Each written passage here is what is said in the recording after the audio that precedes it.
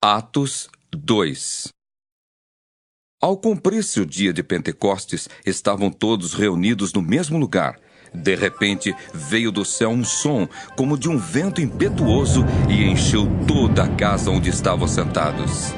E apareceram, distribuídas entre eles, línguas como de fogo, e pousou uma sobre cada um deles. Todos ficaram cheios do Espírito Santo e passaram a falar em outras línguas, segundo o Espírito lhes concedia que falassem.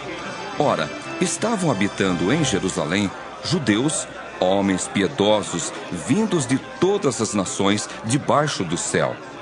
Quando, pois, se fez ouvir aquela voz, afluiu a multidão, que se possuiu de perplexidade, porquanto cada um os ouvia falar na sua própria língua. Estavam, pois, atônitos e se admiravam, dizendo: Vede, não são porventura galileus todos esses que aí estão falando? E como os ouvimos falar, cada um em nossa própria língua materna? Somos partos, medos, elamitas, e os naturais da Mesopotâmia, Judéia, Capadócia, Ponto e Ásia, da Frígia, da Panfilha, do Egito, e das regiões da Líbia, nas imediações de Cirene, e romanos que aqui residem, tanto judeus como prosélitos, cretenses e arábios. Como os ouvimos falar em nossas próprias línguas as grandezas de Deus? Todos, atônitos e perplexos, interpelavam uns aos outros.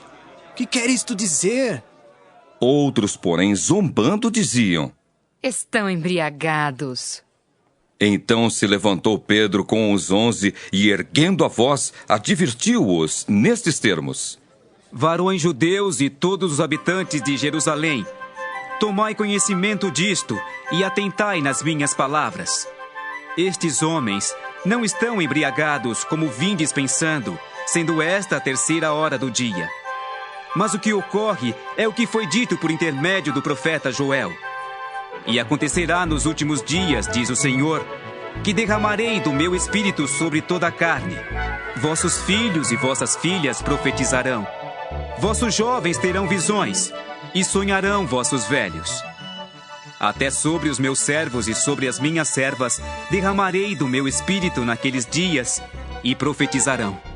Mostrarei prodígios em cima no céu, e sinais embaixo na terra, sangue, fogo e vapor de fumaça. O sol se converterá em trevas e a lua em sangue, antes que venha o grande e glorioso dia do Senhor. E acontecerá que todo aquele que invocar o nome do Senhor será salvo.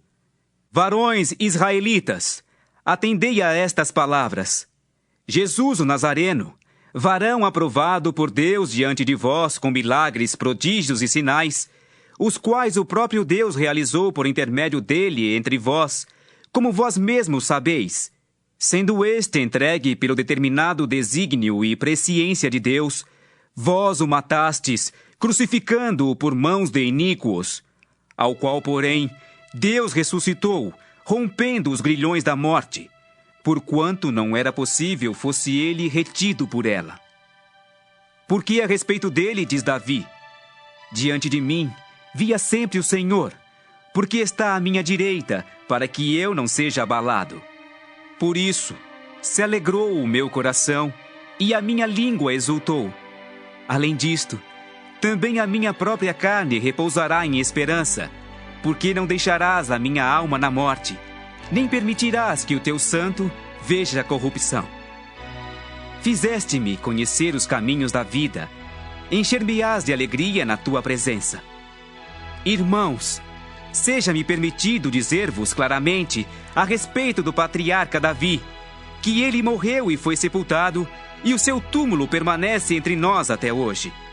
Sendo, pois, profeta, e sabendo que Deus lhe havia jurado que um dos seus descendentes se assentaria no seu trono, prevendo isto, referiu-se à ressurreição de Cristo, que nem foi deixado na morte, nem o seu corpo experimentou corrupção. A este Jesus, Deus ressuscitou, do que todos nós somos testemunhas. Exaltado, pois, à destra de Deus, tendo recebido do Pai a promessa do Espírito Santo, derramou isto que vedes e ouvis. Porque Davi não subiu aos céus, mas ele mesmo declara: disse o Senhor ao meu Senhor: assenta-te à minha direita, até que eu ponha os teus inimigos por estrado dos teus pés. Esteja absolutamente certa, pois, toda a casa de Israel, de que a este Jesus, que vós crucificastes, Deus o fez Senhor e Cristo. Ouvindo eles estas coisas, compungiu-se-lhes o coração e perguntaram a Pedro e aos demais apóstolos: Que faremos, irmãos? Respondeu-lhes Pedro: Arrependei-vos, e cada um de vós seja batizado em nome de Jesus Cristo para a remissão dos vossos pecados, e recebereis o dom do Espírito Santo. Pois para vós outros é a promessa, para vossos filhos e para todos os que ainda estão longe, isto é, para quantos o Senhor nosso Deus chamar.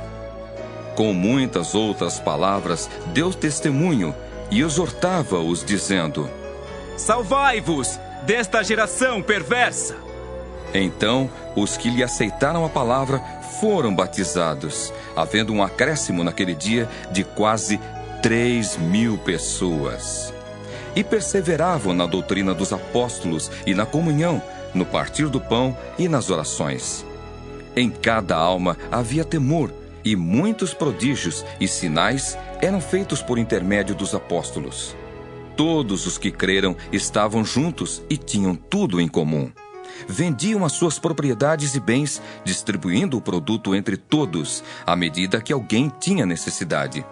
Diariamente perseveravam unânimes no templo, partiam pão de casa em casa e tomavam as suas refeições com alegria e singeleza de coração, louvando a Deus e contando com a simpatia de todo o povo.